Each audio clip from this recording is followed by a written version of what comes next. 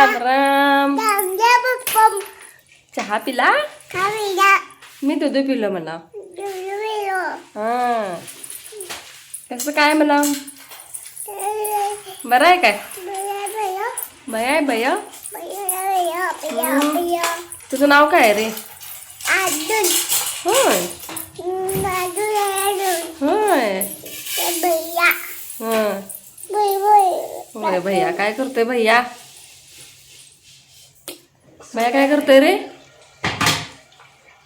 काय पोरा झोपलायस होय? घ्यायचं नाही लागत असतंय ते.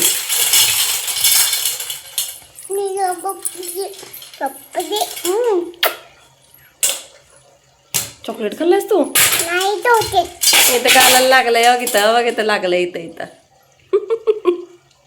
700 ग्राम आम्ही खाऊ करते मला खाऊ. हा गुरुदेव दत्त सर्वांना. स्वागत आहे तुमचं गुलमोहर या यूट्यूब चॅनलमध्ये, ज्यामध्ये तुम्हाला आमचे लाईफस्टाईल आणि रेसिपी ब्लॉग बघायला मिळतात. तुम्ही माझ्या व्हिडिओला खूप प्रेम देतात, त्याबद्दल तुमचे मनापासून धन्यवाद. खूप खूप खूप शाकंभरी पौर्णिमा आहे, त्यामुळे मी आज देवीसाठी प्रसादाला शिरा करणार आहे. तीच रेसिपी मी तुम्हाला दाखवणार आहे. हा आहे तर शेवटी फुलपत्र भरून रवा घेतलाय. काय पाहिजे ते गरम आहे, थांब जरा.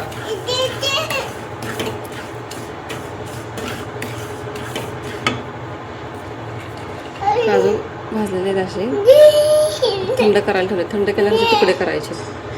बाजूला पाणी गरम करायला ठेवलेलं आहे. पाणी गरम झालेलं आहे. आता रवा भाजून घेऊया. एक फुलपात्राला जेवढा आपण रवा करतो तेवढीच साखर घ्यायची, म्हणजे बरोबर शिरा गोड होते. जास्त गोड पण होत नाही आणि सपक पण होत नाही. जर तुम्हाला कमी गोड खायची सवय असेल तर ओ हा तुलाच करायला लागले खाऊ. त्यात दाखवायचं काय आहे अर्जुन? तू बघून काय करणार आहे सांग बरं. ते गरम आहे रे. काय चाललंय? केस घेतलंच पुढं. केस बघ माझे. अय हिरो नेटू नेटू काय पाहिजे?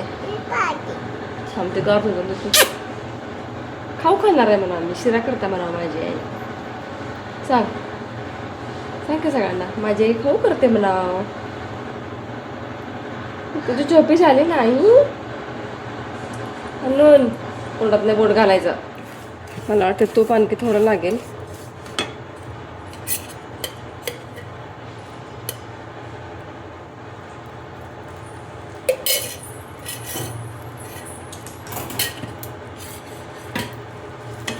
सगळं मिळून तूप 3 ते 3.5 चमचे झालेलं आहे. म्हणजे घट्ट होतं तूप, हां पातळ नव्हतं. काय केलं? ए अर्जुन फेकायचं नाही तसा.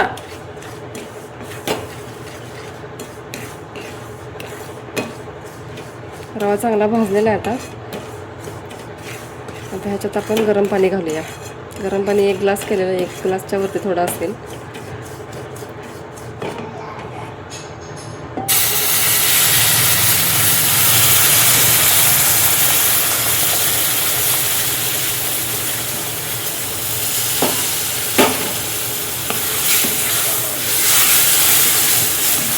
आज तुम्हाला या व्हिडिओमध्ये शाकंभरी पौर्णिमा का साजरी करतात, अन्न देणारी देवी आणि शाकंभरी पौर्णिमेची कथा हे सगळं सांगणार आहे. त्यामुळे व्हिडिओ शेवटपर्यंत नक्की पहा. तुम्हाला हे शाकंभरी पौर्णिमेची माहिती नक्की आवडेल. व्हिडिओ शेवटपर्यंत नक्की पहा. व्हिडिओ स्किप करू नका. वरतून अजून थोडं मी पाणी घातलेलं आहे शिऱ्यामध्ये. तुम्हाला पण शिरा आवडतो का आणि तुम्ही कोणत्या पद्धतीने शिरा करता?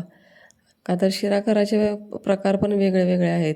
कोणी केळी घालून करतात शिरा, कोणी कलर, कोणी आणखीन इसेन्स वापरतात. तर तुम्ही कोणत्या पद्धतीने करता मला कमेंट नक्की सांगा. रवा चांगला फुलेल.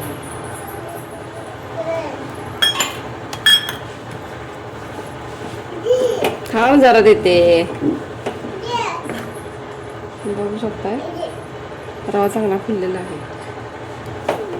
त्याच्यात आपण साखर टाकायची. साखर भरूनच घेतलेली हे फुलपात्र.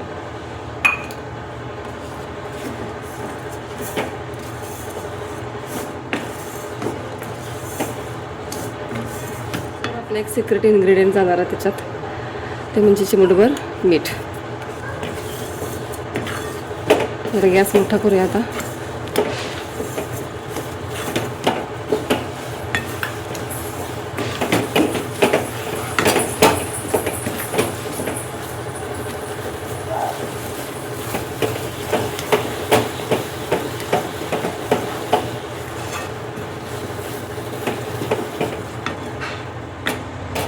वेलची पूड एक अर्धा चमचा.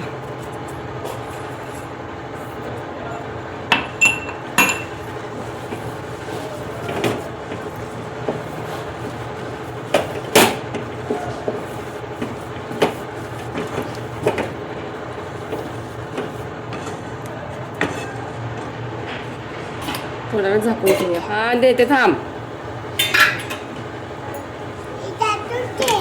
झालं, थांब, तुला देते प्लेटमध्ये. हां, तुला देते की प्लेटमध्ये. हां, प्लेटमध्ये देते. प्रसादाला करायचं शिरा म्हणून जरा पाणी कमी घातलेलं आहे ह्याच्यात.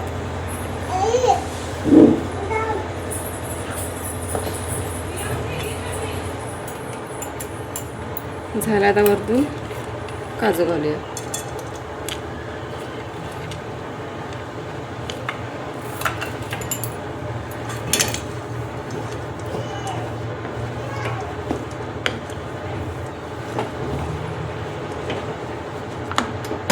गॅस बंद केलेला आहे आता आपण हे सर्व करून घेऊया.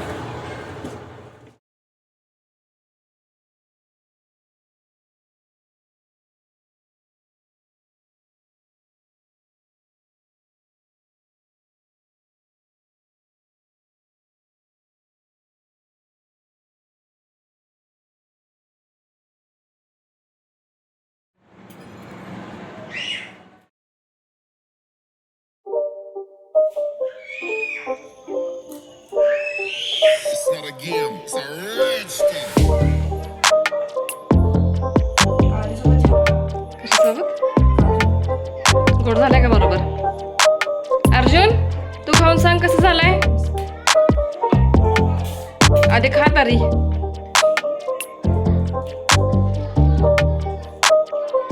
त्याला चार रे अर्जुन जरा.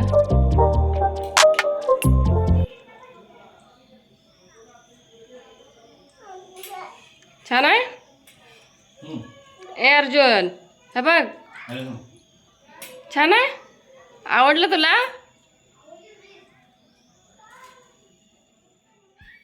आता आम्ही निघालेलो आहे शाकंभरी देवीच्या मंदिरात. शाकंभरी देवीला आम्ही चौंडेश्वरी देवी सुद्धा आम्ही भोर चाललोय. देव बाप्पाला तुम्हाला दाखवतो म्हणा. हा, देव बाप्पा तुम्हाला. कोण कोण चाललोय आपण?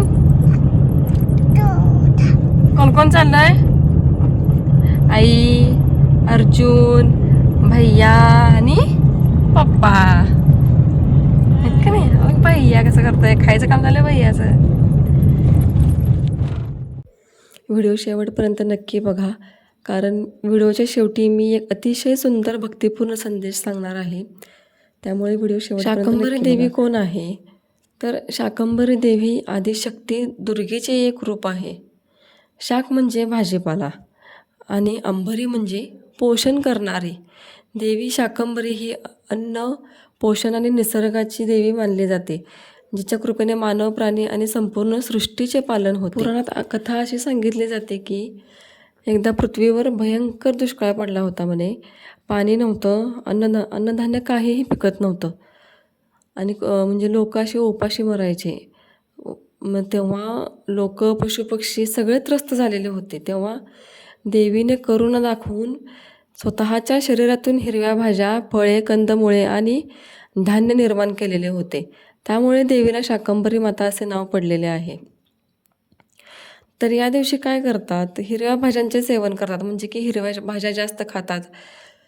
या दिवशी भाजीचा नैवेद्य असतो. भाज्या दान करतात एक एक जण. भाजीचे सेवन म्हणजे खातात जास्त.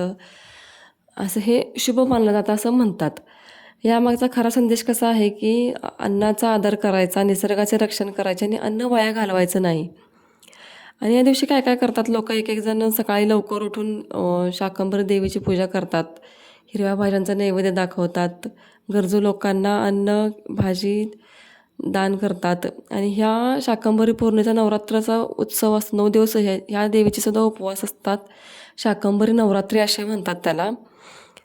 आणि शाकंभरी देवीची पूजा केल्याने घरात अन्नधान्याची कमी राहत नाही, आरोग्य सुधारते असं सुद्धा संदेश देईन की जिथे अन्नाचा सन्मान होतो तिथे कधीही दारिद्र्य टिकत नाही. हा शाकंभरी पौर्णिमेचा खरा संदेश आहे. तुम्ही बघू शकता व्हिडिओमध्ये देवीच्या अंगावरती सगळ्या भाज्या वगैरे घातले, म्हणजे माळा घातलेल्या आहेत भाज्यांचा दुसऱ्या दिवशी प्रसाद तयार करतात, महाप्रसाद. आणि त्याच्याच भाजी करून तो महाप्रसाद म्हणून वाटला जातो. तर व्हिडिओ तुम्हाला कसा वाटला हे शेवटपर्यंत तुम्ही बघितला तर व्हिडिओ, त्याबद्दल मनापासून धन्यवाद. Thank you so much. आणि असंच प्रेम करत राहा. भेटूया पुढच्या नवीन ब्लॉगमध्ये एका रेसिपी सोबत. तोपर्यंत माझ्या चॅनलला शेअर करा, सबस्क्राईब करा, लाईक करा आणि thank you so much. Gurudev Datta सर्वांना.